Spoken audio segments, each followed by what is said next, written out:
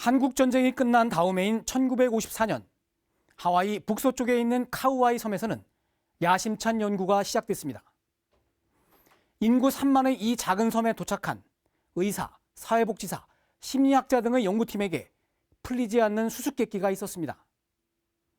여러 가지 열악한 환경 때문에 사회적 부적응을 보일 것이 확실시되는 아이들 중 약 30%가 훌륭하게 성장한 것입니다. 도대체 무엇이 이 아이들을 이처럼 잘 성장하게 했을까? 당시 심리학이나 교육학은 이 문제에 대해 속 시원한 답을 내놓지 못했습니다. 이 아이들의 공통점은 그 아이들의 입장을 이해해주고 받아주는 어른이 적어도 한 명은 있었다는 점입니다. 어려운 환경의 아이들에게 인생의 멘토는 그들이 제대로 성장할 수 있는 원동력이었던 것입니다. 2015년 1월 히말라야로 출발한 10명의 울림원정대. 울림원정대는 어려운 환경 속에서도 희망을 잃지 않고 살아가고 있는 우리 지역의 청소년들과 그들의 꿈을 지켜주기 위해 고민하는 멘토들이 함께했습니다. 이제 그들은 학교를 떠나 사회로 진출했지만 멘토들은 늘 그들 곁을 지키고 있습니다.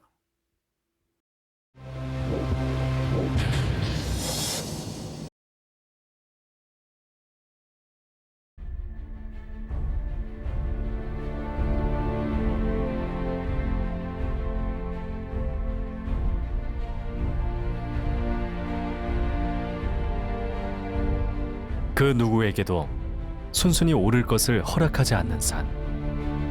지구상에서 가장 혹독한 산맥이라 불리는 곳, 히말라야.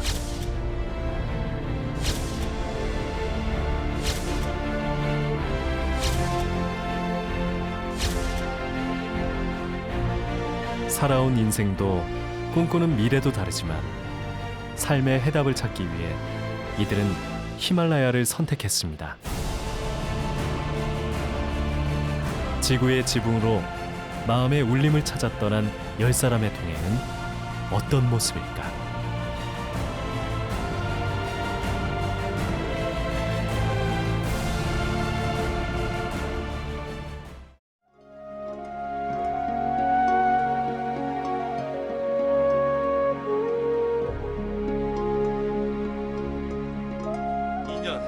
이런 부분들에 대해서 우리가 좀 생각해 볼 수 있는 그런 하루가 됐으면 좋겠다고 미션을 가졌으니까요.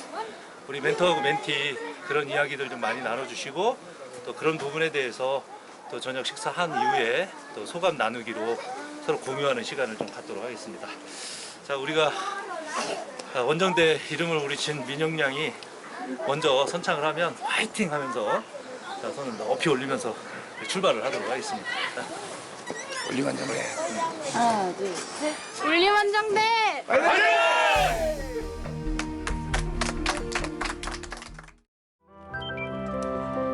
집에서 멀어지면 멀어질수록 더욱 간절해지는 것, 바로 가족인데요.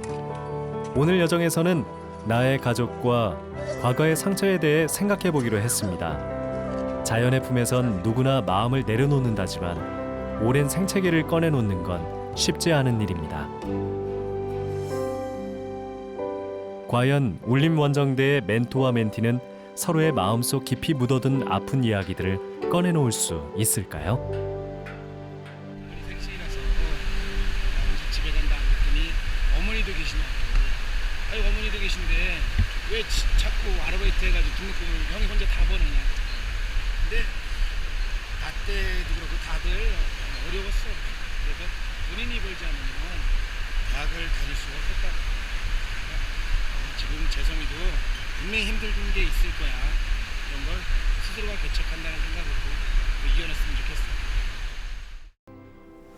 멘티임에도 불구하고 멘토인 저를 거의 엄마처럼 챙겨주는 사람인데 가족인 어머니의 아픔이 얼마나 크게 느껴졌겠어요. 그래서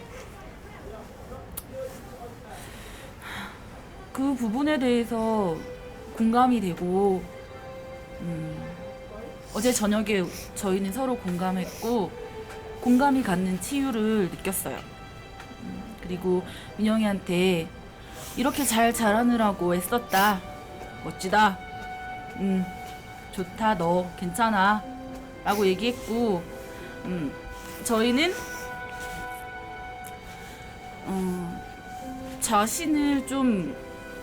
자신에 대한 연민의 감정을 갖지 않기로 했어요.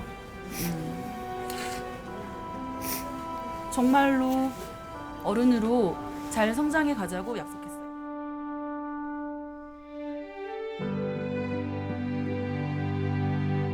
온전히 자기 자신과 만나는 특별한 순간, 그리고 서로를 향해 내민 따스한 손길. 울림 원정대는 이렇게 서로의 마음을 두드리고 있었습니다. 이제는 익숙한 히말라야의 아침 공기. 빛나는 태양이 대원들에게 인사를 건넵니다. 신들의 나라 네팔의 인사는 내 안의 신이 당신 안의 신에게 인사드린다는 뜻의 나마스테.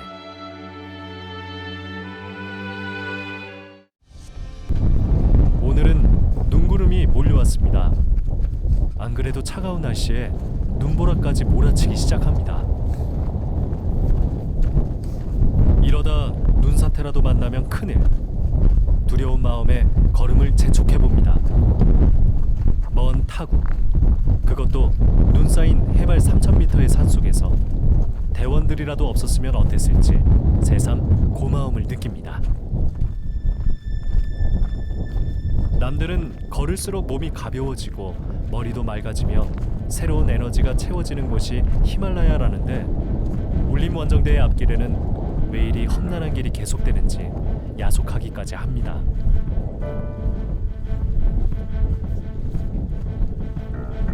세찬 바람에 우박까지 떨어지면서 오늘 목적지인 마차푸차레까지 무사히 갈 수 있을지 걱정이 더해집니다.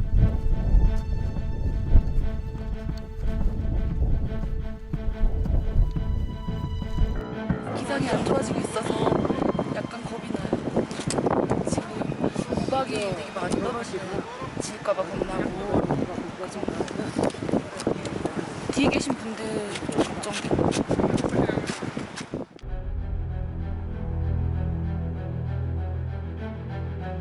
모두가 함께 안나푸르나를 만나길 고대했지만 무리를 하다간 하산할 힘을 잃을 수도 있습니다. 민영이를 마차푸차레 베이스 캠프로 내려보내고 대원들은 기운이 빠진 기색이 역력합니다.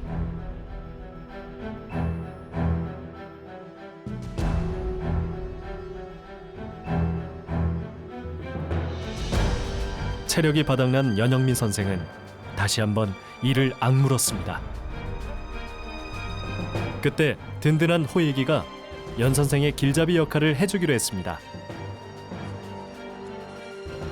천천히 걸으며 너무 빠르지 않느냐고 힘들면 쉬었다 가자고 챙기는 그 마음에 다시 한번 감동한 대원들. 하지만 아무리 느리게 걸어도 해발 4000m의 눈밭을 걷는 건 쉽지 않습니다. 손끝에 닿을 듯 가까워 보이지만 아직 안나푸르나까지는 한참을 더 걸어야 합니다. 대원들 모두 마지막 남아있는 힘을 발끝으로 모으며 걸음을 옮깁니다. 앞에 놓인 안나푸르나는 잠시 잊고 지금 이 순간 내가 걸어야 하는 이 길만 생각하기로 마음을 다잡습니다.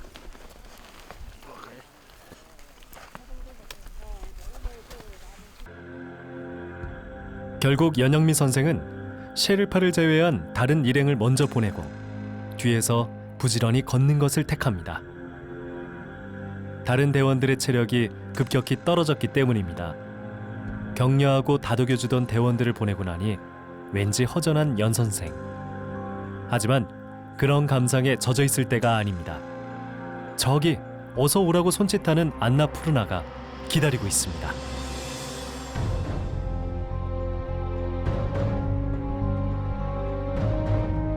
그렇게 한참 동안 자신과의 싸움 끝에 드디어 안나푸르나를 알리는 표지판이 눈에 들어옵니다.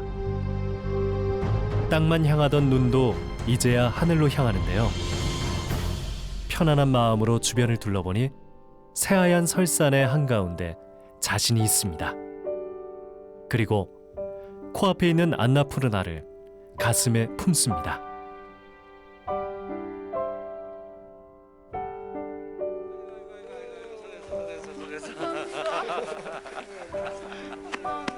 이 벅찬 마음을 어떻게 표현해야 할까? 이 순간이 감격스럽기는 울림 원정대 모두가 마찬가지입니다.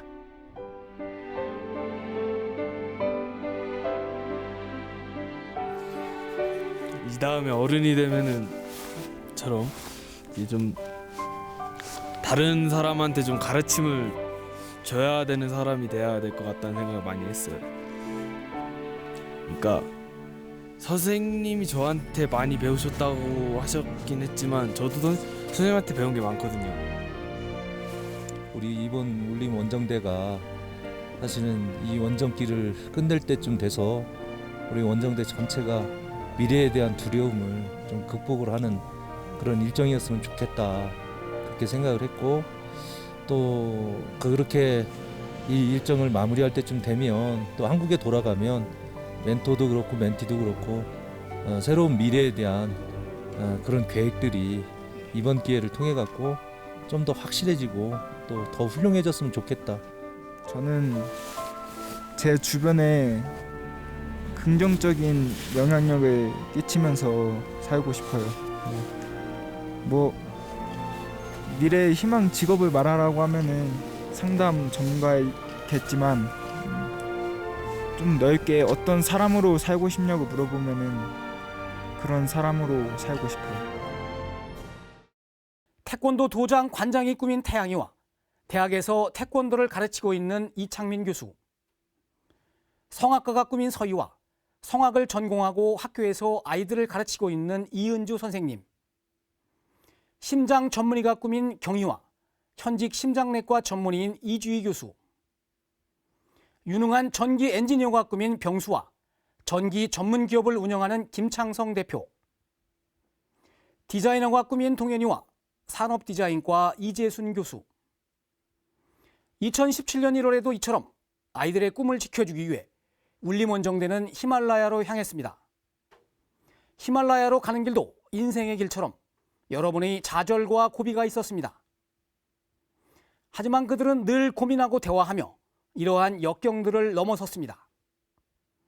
이들이 히말라야를 넘어선 것처럼 인생에서도 꼭 그 꿈을 이룰 수 있도록 돕는 것은 의미 있는 일입니다. 그 길에 울림원정대의 멘토들도 진정성 있는 동행을 함께 할 것입니다.